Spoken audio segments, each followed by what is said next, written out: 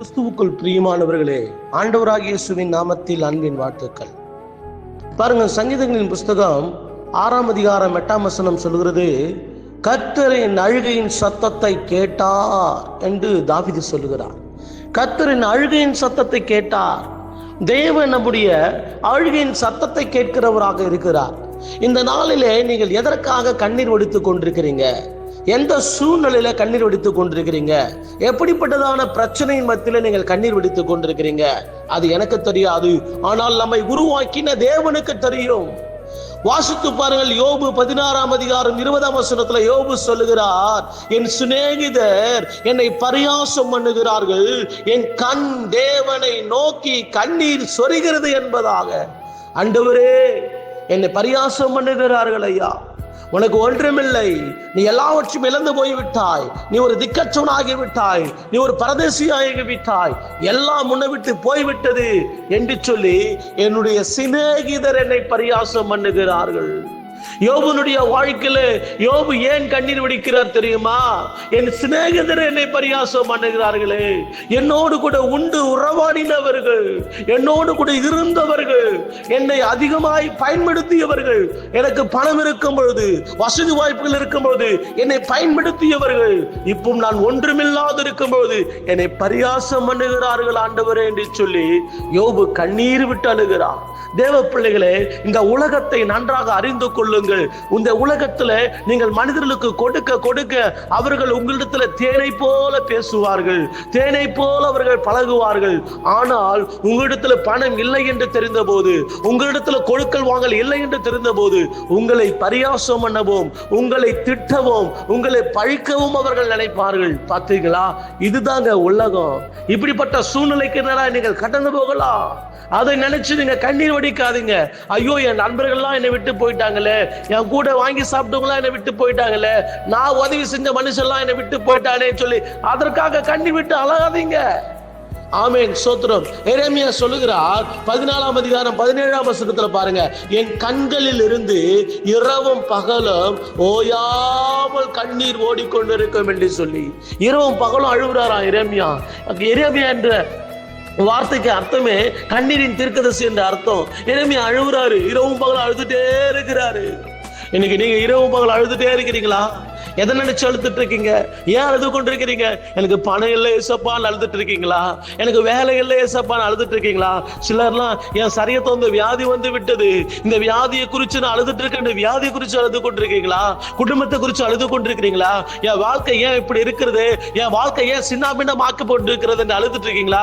என் வாழ்க்கையில எந்த முன்னேற்றமும் இல்லையே, என் வாழ்க்கையில எந்த ஒரு வளர்ச்சியும் இல்லையே, என் வாழ்க்கையில எந்த ஒரு முன்னேற்றம் இல்லாதபடி நான் இப்படியே இருக்கிறேன் என்று சொல்லி உங்கள் வாழ்க்கை நினைத்தே நீங்கள் அழுது கொண்டிருக்கிறீர்களா? எதற்காக அழுகிறீர்கள்?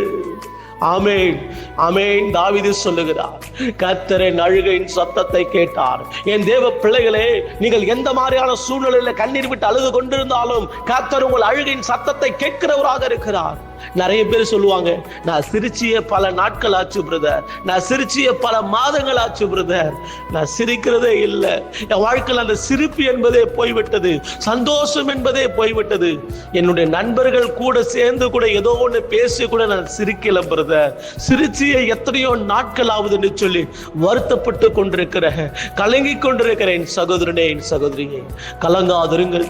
வேத புத்தகத்துல கண்ணீரோடு இருந்தவர்களுடைய வாழ்க்கையெல்லாம் நமக்கு தெரியும். எத்தனையோ பேருடைய வாழ்க்கையில கண்ணீர், ஆகாருடைய வாழ்க்கையில கண்ணீர், அன்னாளுடைய வாழ்க்கையில கண்ணீர், தாவீதுடைய வாழ்க்கையில கண்ணீர், எத்தனையோ பேருடைய வாழ்க்கையில கண்ணீர் விட்டு தேவ சமூகத்தில் அழுது இருக்கிறார்கள். எந்தெந்த மனிதர்கள் எல்லாம் கண்ணீர் விட்டு தேவ சமூகத்தில் அழுதார்களோ அவர்களை எல்லாம் கர்த்தர் பல மடங்கு அற்புதங்களை அதிசயங்களை செய்து அவர்களை வாழ வைத்திருக்கிறார். தேவ பிள்ளைகளே, இன்றைக்கு நீங்கள் தேவ சமூகத்துல கண்ணீர் விட்டு அழுது கொண்டிருக்கிறீங்களா? இன்றைக்கு நீங்க தேவ சமூகத்துல கண்ணீர் விட்டு கதறி கொண்டிருக்கிறீங்களா? தேவன் உங்கள் கண்ணீரை காண்கிறார்.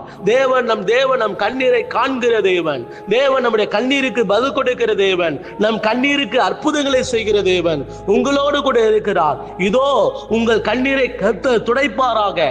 எதற்காக நீங்கள் சத்தமிட்டு அழுது கொண்டிருக்கிறீர்களோ அதையெல்லாம் என் தேவன் கேட்டிருக்கிறார். அதற்கெல்லாம் கர்த்தர் பதிலை கொடுப்பார். நிச்சயமாய் பதில் வரும். விசுவாசிங்க. விசுவாசத்தோடு கூட ஜெபம் பண்ணலாமா?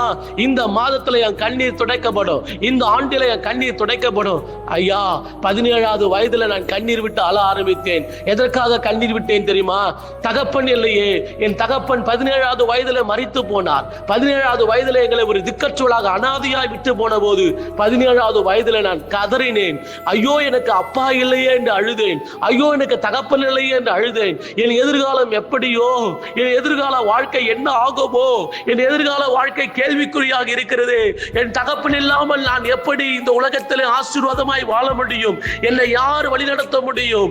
ஐயோ என்று சொல்லி என் எதிர்கால வாழ்க்கை குறித்து கேள்விக்குறியோடு கூட வாழ்ந்தேன் தேவ பிள்ளைகளே. ஆனாலும் என் தேவனாகிய கர்த்தர் என் 17வது வயதில் வடித்த கண்ணீரை கண்டபடியினாலே இந்த நாள் வரைக்கும் என் தேவன் என்னை நடத்தி கொண்டிருக்கிறார்.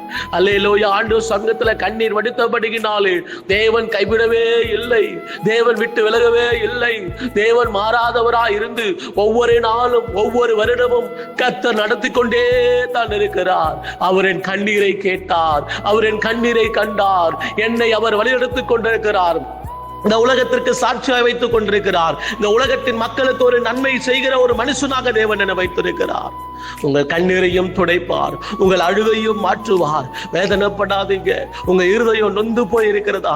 வேதத்துல பாருங்க, லூக்கா 7ஆம் அதிகாரத்துல ஒரு அம்மா தன்னுடைய மகன் மரித்து போய்விட்டான். ஒரே மகன், தன் தாயாருக்கு இருந்த ஒரே ஒரு மகன் அங்கே மரித்து போய்விட்டான். பாடைகளை தூக்கி கொண்டு போய் கொண்டிருக்கிறார்கள். அங்கே அந்த தாயார் அழுகிறார்கள். ஐயோ, எனக்கு இருந்த ஒரே ஒரு மகன் மரித்து போய்விட்டானே, ஐயோ, எனக்கு இருந்த ஒரே மகன் மரித்து போய்விட்டானே என்று சொல்லி அந்த நாயினூர் விதவை, தன் கணவர் இல்லை, தன் பிள்ளையும் இல்லை என்று சொல்லி கதறி கொண்டிருக்கும் பொழுது இயேசு அங்கே சென்றார். இயேசு அங்கே சென்றார். இயேசு அங்கே போய் சொன்னாரு, ஸ்திரியே அழாதே என்று சொன்னார். ஸ்திரியே அழாதே என்று சொன்னார். இந்த உலகத்துல அழாதன்னு சொல்றதுக்கு கூட ஆள் இல்லைங்க. ஏன் அழுகிறேன்னு கேட்கறதுக்கு கூட ஆள் இல்லைங்க. நீ அழாத, நான் இருக்கிறேன்னு சொல்றதுக்கு கூட ஆள் இல்லைங்க. ஆனா அப்பா சொல்றாரு, நீ அழாத, நீ ஏன் அழுவுற? உன் கண்ணீரை துடைக்கிறதுக்கு நான் இருக்கிறேன், உன் கண்ணீரை துடைக்கிறதுக்கு நான் உன் பக்கத்துல இருக்கிறேன்னு அப்பா நமக்கு வாக்கு கொடுத்திருக்கிறாரு. தேவ பிள்ளைகளே, அல்லேலூயா. இனி நீ கண்ணீர் வடித்து கொண்டீரா என்று சொல்லி வேதத்துல வாசிக்கிறோம். நம்ம கண்ணீர் எல்லாரும் கணக்கல்ல வச்சிருக்கிறாரா? நம்ம கண்ணீரை துடைக்கிறதுக்கு ஒரு அப்பா இருக்கிறாரு. நம்ம கண்ணீரை துடைப்பதற்கு ஒரு தேவன் இருக்கிறாரு. நம்ம கண்ணீரை அவர் துடைப்பாரு. நம்ம கண்ணீருக்கு ஒரு அற்புதத்தை செய்வாரு. நம்ம வடிக்கிற ஒவ்வொரு கண்ணீருக்கு அதிசயங்களை கர்த்தர் காண பண்ணுவாரு. இதோ இத்தனை ஆண்டு காலங்களாக வடித்துக் கொண்டிருக்கிற ஒவ்வொரு கண்ணீருக்கும் கர்த்தர் பதிலை அனுப்புவாரு. நான் விசுவாசிக்கிறேன், உங்க கண்ணீருக்கு ஒரு முடிவு வரப்போகிறது. உங்கள் கண்ணீருக்கு கர்த்தர் அற்புதங்களை செய்ய போகிறாரு. என் கூட சேர்ந்து ஜெபம் பண்ணுவீங்களா? என் கூட சேர்ந்து ஜெபம் பண்ணுவீங்களா? பிறப்பில் நின்று அப்பா சமூகத்துல அழுவலாம், மனுஷ சமூகத்துல அழ வேண்டாம், அப்பா சமூகத்துல அழுவலாமா? அப்பா அப்பா அப்பா, அழுது அழுது என் கண்ணுல கண்ணீர் கூட இல்லப்பா, அழுது அழுது என் கண்ணுல கண்ணீர் கூட இல்ல ஆண்டவரே. அத்தனை வேதனைகள், எத்தனை வேதனைகள், எத்தனை பாடுகள், எத்தனை போராட்டங்கள், எத்தனை பத்திரங்கள், முடியல இயேசுவே, நாளை நடக்க முடியலப்பா. இந்த உலகத்துல வாழ முடியல ஆண்டவரே, இந்த உலகத்தை மேற்கொள்ள முடியவில்லை ஆண்டவரே. இயேசுவே, எத்தனை பிரச்சனைகள் ஆண்டவரே என் வாழ்க்கையில, தகப்பனே எத்தனை அவமானங்கள் ஆண்டவரே என் வாழ்க்கையில, எத்தனை நிந்தைகள் ஆண்டவரே என் வாழ்க்கையில, எத்தனை இல்லாத சூழ்நிலைகள் ஆண்டவரே வாழ்க்கையில. அப்பா, ஏன் நான் வாழணும்ன்ற கேள்வி கேட்டுக் கொண்டிருக்கிறேன் ஆண்டவரே. நான் ஏன் வாழணும்? நான் எதற்காக வாழணும்? நான் இந்த பூமியில வாழ்ந்துதான் ஆகணுமா? மரித்து போனா கூட நல்லா இருக்குமே சொல்லி வேதனைப்பட்டு கொண்டிருக்கிறேனே. என் ஆண்டவரே, எங்கள் கண்ணீரை துடைப்பீராக. இதோ இந்த கால வேளையில ஒவ்வொருடைய கண்ணீரையும் கர்த்தர் துடைக்கும்படியாய் ஜெபிக்கிறேன். ஒவ்வொருடைய வேதனைகளையும் கர்த்தர் மாற்றும்படியாய் ஜெபிக்கிறேன்.